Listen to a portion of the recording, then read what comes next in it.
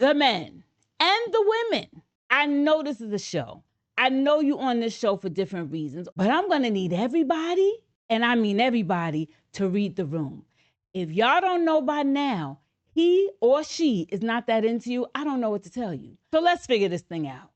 Hey y'all, it's your girl Jane B, seejanereacts, and I am reviewing Married at First Sight season 20, episode 10, Game On or Game Over, okay? That's what we're trying to figure out. So listen, before we even get started, please go ahead and hit the subscribe button, hit the notification bell, leave a comment, hit the thumbs up, go in the description and see if there's anything you like. I have some hair products over there that I make for the locks and other things, and check it out. So we're just gonna start the episode off with Marissa and Adam. They are doing Paul's homework. So Paul is giving the couple's homework for the intimacy, and Marissa said, you know, we are really bad at being serious. Marissa asked Adam, what is the thing that people assume about you that's not right? And Adam says that I'm surface level. You think so, Adam? With the jet skis and the pheasant hats and all you want to do is play pickleball, you think, you know, and you don't have no other conversation, that's probably why they think you're surface. They talked about the fact that they both are financially stable, and that's a good thing because Marissa said her and her parents argued over money constantly. And she said it was 3 of them, so imagine 3 kids having braces, 3 kids in college at the same time. So that was a big stress point in their relationship. They talked about their insecurities. Marissa said, you know, she was always teased for having chicken legs, and Adam was teased for being, you know, small and things like that. Now, to me, that still seems shallow, even though, listen, I wasn't teased like that. So I don't know exactly how that feels, but they said that those are the things that they felt insecure about. I guess that's why Adam goes so hard for, you know, being in shape and things like that, because he remembers what it felt like to be, you know, teased and talked about. Then here goes Adam. Let's do some truth or dare. You know, he always gonna shift it. He's always gonna take it from, I think he's very uncomfortable in serious situations. Marissa goes, okay, truth or dare? And Adam says, truth. And so she says, what's the craziest place you've ever hooked up? And of course, Adam said the jet ski. Are we shocked? No, we're not shocked. But actually, he said it was the young lady he was with that wanted to have sex on the jet ski. So that's what he did. Then they talked about a threesome, and they both said they never had one. And then Adam says, ha, ha, ha, let's just call Felipe.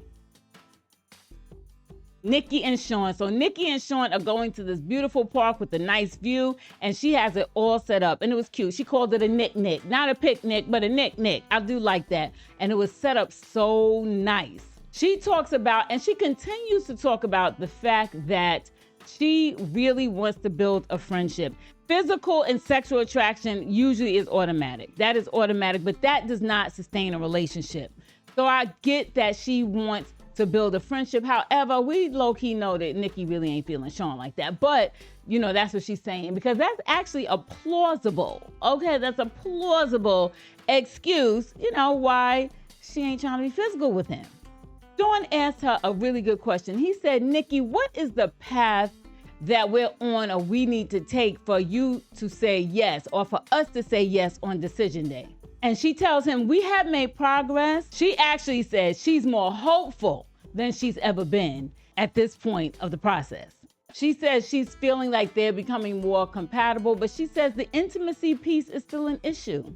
And she says she may have a blockage with him. Nikki, is not a blockage. You're not into him. It's not a block. You're just not into him. Period. So to not seem so like horrible, you don't want to just say, listen, I'm not into you and we're not doing this. Let's get through these 3 weeks. Let's get these Instagram numbers up and call it a day and hopefully get a brand deal or 2. That's it. So Tori is having a pizza party with her guy friends and her girlfriends, and they're asking her how everything is going. And she was like, they're going really good. And then she has this one shady friend, Carnissa. Is that her name? Hold on. Carnissa. Her friend Carnissa was like, oh, really? And you could just tell by the, oh, really? We all have that friend that if they go, oh, really? Then we know what they're trying to say, okay? And she said, well, the biggest thing is that she talks about him being an atheist. And her friends were like, well, we know that God is a big deal to you. You and God are tight. So what's going on with that? And she said, well, you know, at the end of the day, the relationship is between me and God. So it's not really between me, him, and God. It's between me and God. And she said, as long as they agree on the high level things of morality and different things like that, then she's okay with it. She told them that Felipe was scared he's going to mess it up. And then she revealed to the group that he has cheated before. Now, Tori is concerned that he didn't tell the girlfriend, okay? And that when he gets bored or feels a little weird, that he runs. So all her friends chimed in, they gave her, good general advice. And then Carnisa says, she was side-eyeing the whole thing. She was just like in the ITM. She was like, I really hope my friend is not compromising, because that's what it looks like to me. Nikki and Courtney. So it is Courtney's birthday, and Nick surprises her with a cake. And that was very nice. And of course, the first thing she says is, this is nice, but he can't even be vulnerable with me. You know what I get the feeling?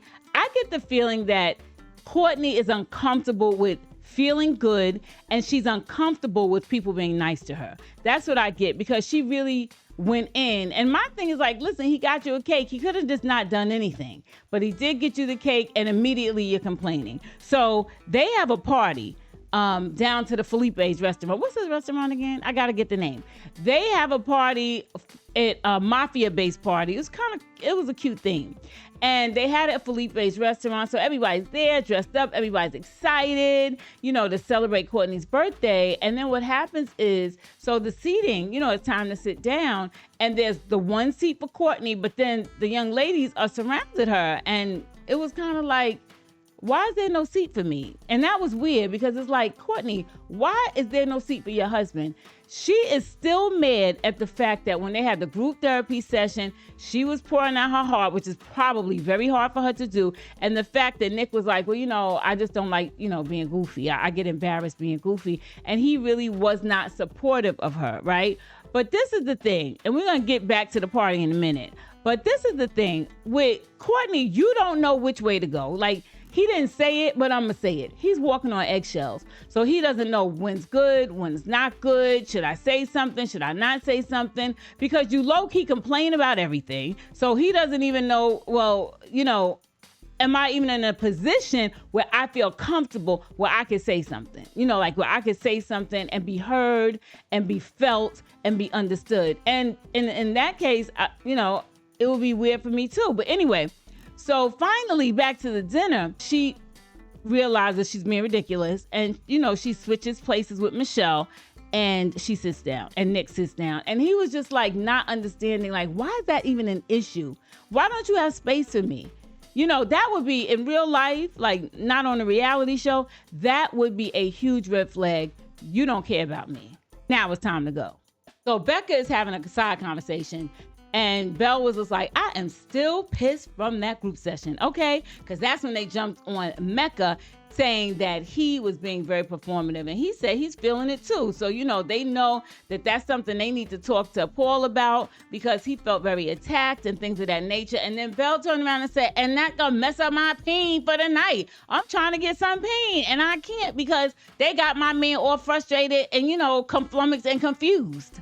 So Courtney, while the party's going on, she's completely ignoring Nick. He's trying to have a conversation with her. She's just talking to everybody else. And he was like, I really think she likes being around everybody else except for me. So then Devin, he comes, to Nick's defense, because, Devin's going through his own situation. So he's feeling very sensitive about men who are not being treated right. So he was like, listen, Courtney, you're doing too much. And they're kind of going back and forth. And I'm sure at this point, liquor is flowing, okay? And they're going back and forth. And, she's feeling like you don't even really know what you're talking about. And he's like, no, but I can see this and that. Next thing you know, she's like, F off. So now she's being belligerent and disrespectful. And then she says to Caitlin, come get your man. So then when Caitlin comes over, Caitlin doesn't immediately take up for her man. Caitlin goes on and says, well, I don't know what happened, so I don't really know, which way to go. And Devin felt the way about that. And I was like, like I said early on, at the end of the day, these people the people that don't care about their partners don't care about their partners. Because one of the main things you do, especially if it's somebody you like look at Belle. Belle is a shining example. You stand up for your man. Listen, you may curse him out in private, but in public, you're going to be just a little more, on his side, maybe not totally on his side if clearly, he was wrong about something, but you could still do it in a way where your partner does not feel abandoned by you at that moment of conflict. And that's what pretty much Caitlyn did. She was like, well, I don't know. I wasn't here. I didn't see it. And he was like, really? Like what? And the crazy part is she was just like, well, I still don't know you. So I really don't know what side to believe. Wow. So later on that night when Devin and Caitlyn got home, honey, they got into an argument. And that's when you could really see that Devin was drunk. Because I was like, ooh, he don't seem as, he seemed drunk. And she was just like, I'm not going to go back and forth with you. And so they were talking. You could see he was just a little inebriated. And she was like, go ahead, take a shower, and we'll talk about this in the morning. So that's how they ended it. So now Adam and Marissa are clothes shopping. I believe they were in a thrift store. And to me, Adam is having a see-me trauma because everything that he walked out of that dressing room with was ridiculous. Adam, to be honest, does not even give me that he really dresses like that. I don't know. When I think of somebody who would dress like that, I could see maybe Philippe dressing like that, right? Because he has that kind of like whimsical attitude, but not Adam. I don't get that from Adam, especially somebody who's talking about like working out and I don't eat mac and cheese and microwave mac and cheese and I don't drink. And the way he has such standards for things, and then you putting on a whole floral short set, I don't know, or a leopard two-piece. And mind you, Marissa agreed because she said, I'm getting the ick. And I think she'd been getting the ick. She actually said it and they aired it. Okay. Next morning, Devin and Caitlyn are now in the car and they're talking about the events from the night before. And Devin, which he always does, he's definitely going to come and apologize. So he apologized to Caitlyn and she said, she's dealt with substance abuse in the past and that was a trigger for her. He apologized and he said he could definitely regulate himself. That's everybody that drinks too much. Oh, this is good. I got this. No. This is not me. It's just a once in a while thing. Really? I mean, I don't know. They didn't show him drunk before. So I'm not sure if this is like the first time she's seeing this, like 3 weeks in. Maybe then it could be some merit to that. But to say, oh, I'm going to regulate myself, we'll see. So Becca meets with Paul and they got right to it. Mecca says, I felt attacked. And he was very respectful. One thing I do like about Mecca is that I don't get the stereotypes, how they love to paint us as the angry black man. I don't get that from him at all. I feel his tone is always toned, and he was very respectful the way he said, I really felt attacked when you were saying that I was being performative. And I like, Paul is very professional. I love his approach. And he said, listen, if I said that and I made you feel like you were being attacked, I apologize, but I needed to shake you. And he said, apparently it worked. Okay. And then Belle, as she does, she came to his defense and she was saying, he's like that with me all the time. And he just sat there quiet, and he was saying how he pushes back feelings, right? This is what Mecca said. He said he pushes back feelings. And so then, Paul said, well, what feelings are you pushing back? And Mecca was honest. He said feelings of love. I was like, wow. So you could see Becca was like, it was like, I don't know if they talked about that in private, but she was almost kind of like, the surprise look when that smile came out a little bit. And he said he's pushing back the feelings of love because he's never felt this way with a woman. I've heard a few people online talk about that could be because he's never been in love with a woman before, maybe a man. I didn't get that. I didn't get that at all. I just got that he's probably loved maybe his father. Maybe he's loved a pet, something. Maybe he's loved his friends, but not being in a relationship because how could he when he'd been abandoned by everybody? I get that. I don't know how people really don't get that. Like I totally get if your mama left, your grandmama left, and your stepmama left. I totally get where he's coming from, as far as feeling like, am I even deserving? So Paul said, can we talk about your mother? And I was really surprised, but pleasantly surprised at that. He said, can we talk about your mother? And Mecca was like, sure. And the thing that I liked about it, Mecca must really feeling different at this point because I didn't see any emotion in his eyes. I didn't see his eyes watering. I didn't see anything. He said, sure. And he talked about, he didn't have his mom. They didn't get super detailed into that. But then he did say, when he would be around his friends and he would see his friends with their moms, he would feel jealous.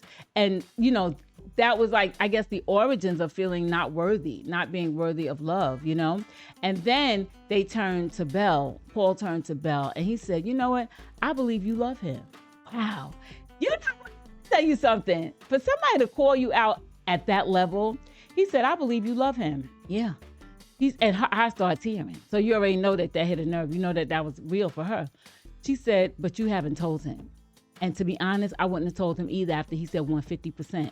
After he said, you like me 150 and I like you 80, I wouldn't tell him either. Okay. And so he was like, I think you love him, but you're not ready to say anything. And then Paul said, I want you guys to explore that.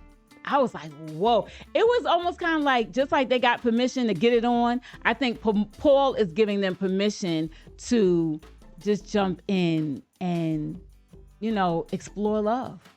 Mecca says that these are uncharted territories, but he definitely can see himself falling in love with Belle. So Mecca says he's never felt that way before. The commitment piece is really scary to him. I like the fact that Mecca came back and said, I'm not going to sit here and act like this is all scary. He said there is definitely a sense of joy with Belle, with aspects of love. So he can see it. I think he's probably fighting it or trying to fight it. And that's what it is. And it's like anything. It's like anything you try that's brand new that you've never felt before, it probably scares the hell out of you. And so he's just being honest. I like the fact that Mecca can be vulnerable. I do like that. I do like the fact that he could say his truth about the things that he's afraid of. One of the things I think we need to give Black men is more grace when it comes to being able just to say that they're afraid. Why can't Black men be afraid? In fact, why can't Black women be afraid? See, I'm at the point in my life now that if I'm talking to you and you hurt my feelings, I'll let you know that. My feelings were hurt when you said that. You want to F somebody up, you let them know your feelings are hurt as a Black woman, as a Black powerful woman. You go, oh no, that hurt my feelings. Because see, all that strongness, that has been the burden that has been put on Black people, that we have to be strong all the time. We always have to, be the one to come to everybody's rescue. We can never be weak. We can never be vulnerable. But I rebuke that. Nuh-uh. That hurt my feelings. I'm scared. I've never been in this situation before. I don't know what to do with these feelings. We have to be honest about that because that's the only way we grow. Devin and Caitlin, Devin is all about that apology and accountability. So he brings us some flowers, and they were really pretty flowers. And I do like that Caitlin says that she notices that he really is about accountability. But Caitlin, are you about accountability? Because we see Devin don't have no problems apologizing to you.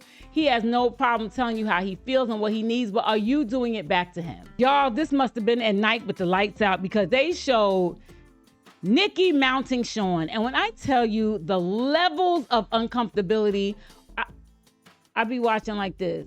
Like, I'm not even kidding you. I be watching. It's so uncomfortable for me. And it's mainly uncomfortable because I know she's not into him. And because I do think he's a little sassy, just a little bit. And so that just makes me feel so uncomfortable. Like, I get second and third hand embarrassment. I really do. So I said, oh, wait a minute. I was like, are they drunk? Was there a little drinking involved? Because to me, for somebody you don't like at all, you're not necessarily mounting them, are you? I mean, unless you are just super ready and super horny or something. But I was like, okay, girl. But I felt very uncomfortable. Cam now is visiting Michelle's home. So she goes to his home and her roommate Tam is there. Very pretty place. Cam is seeing all the beautiful paintings. And he said, you did this? And she was like, yeah. And he was like, how long did it take you to do this? And I mean, it was a beautiful painting. And he said, she really wants me to upgrade. She really makes me want to, upgrade myself because she's humble, she's beautiful, she's so talented. And he was just really impressed and inspired. I just get steadiness. I just get a steady pace. They don't worry me too much. Cam is going out of his way to do the things that he needs to do to stay close to her. And I'm really impressed because this is his first real relationship. I don't get desperation. I get a really secure attachment. That's the feeling I get with them. I feel real easy and calm between the two of them. Nikki and Shawn. So then the next day, I guess Shawn was feeling good because, you know, he was probably a little aroused. What about you pleasing me, just not intercourse? And she was gagged. She was like, what? Like basically masturbation. And she was like, oh, you could do it on yourself? I said, oh no. She was totally gagged. When I say gagged. And this is the thing, right? So with the whole masturbation piece, even though you may not be physically having intercourse, it's still a level of I like you and I want you to get off and I want you to feel good.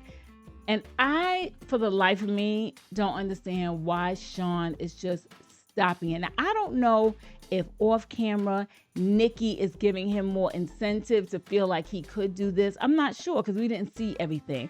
But my thing is, at this point, if someone was to tell me in so many different ways, I don't want to do this, I want to wait, I'm going to get the feeling that they are not into me. And I don't know if Shawn feels like he has something to prove. I don't know if he feels like, I'm not sure where his mindset is, or he feels like this is where we are, because he said to her something along the lines, he didn't say directly wifely duties, but he was saying as his wife. And this is the thing, Shawn, she just met you. She just met you a few weeks ago. Already she's not into you, because we do know, especially ladies, let's be honest. If it was a guy we really liked and he was giving us swag and he was giving us, sensuality, we would probably do a little more. But at the end of the day, she just met you like 3 weeks ago. She's not obligated to do anything, because remember, this is an experiment. So this is where we are. She does not feel like she has to do anything. She does not feel obligated. Whereas Shawn is just really feeling like, I'm not trying to get a friend out of this. And that's your problem, Shawn. You're not trying to get a friend. Let me tell you something. Some of the most amazing relationships have been based in friendships first. And the fact that you just think, well, I came on the show to, to satisfy my manhood, and now we're going to just get it in. And I know I just met her, but still she's going to be so attracted to me because I'm so amazing. That's not really how it works. So, honey, they went their separate ways. Becca had them a loving basketball date. I was just ready for, you made a move on me. Tell me now. That's what I was waiting for, because it was so cute. So Becca was doing her 1, 2, 3 and cha, cha, cha. She was doing her dance moves, because, she's a dancer. Remember, she's a dancer, a singer, a makeup artist. And so she was doing her little 1, 2, 3 and pop, pop, pop. And then Mecca came in there with that undone hair. Good thing you cute, Mecca. Good thing you cute, because that hair not being done is starting to send me. I'm like, so now y'all been together at least 3 weeks by now. The barber, when you flew him in for the wedding, is that what happened? Like, there are no barbers in Seattle. There are no black barbers or any barber for that matter that can hook it up, because I'm gonna need that zint to be done, that fade to be done, and fresh cornrows. Come on. Anyway, that's besides the point.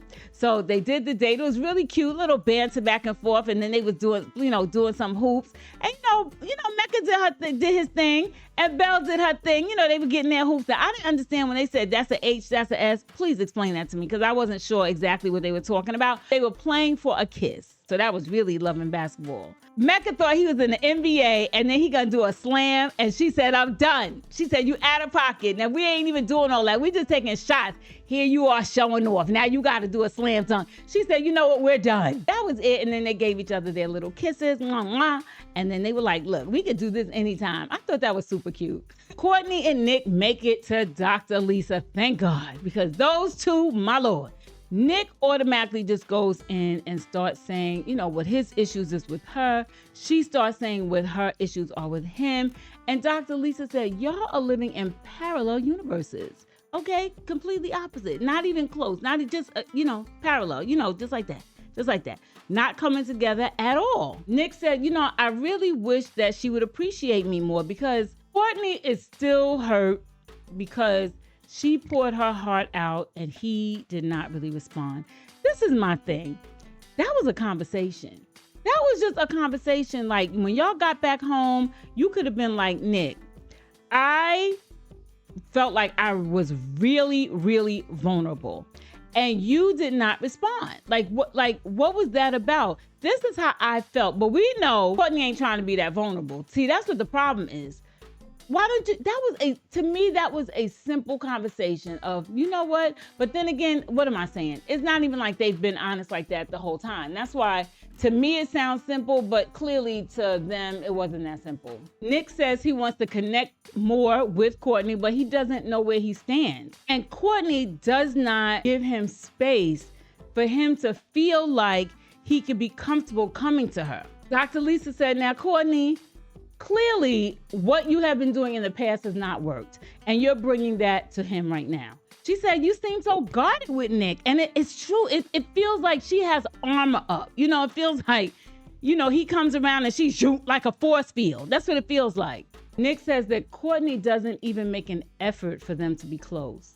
What are we doing? You don't want this man to leave. You want to treat him like shit. And then you're wondering why he may want to leave, or he may even have an inclination to leave. But do you really like Nick? That's the question. Do you really like yourself, Courtney? Do you?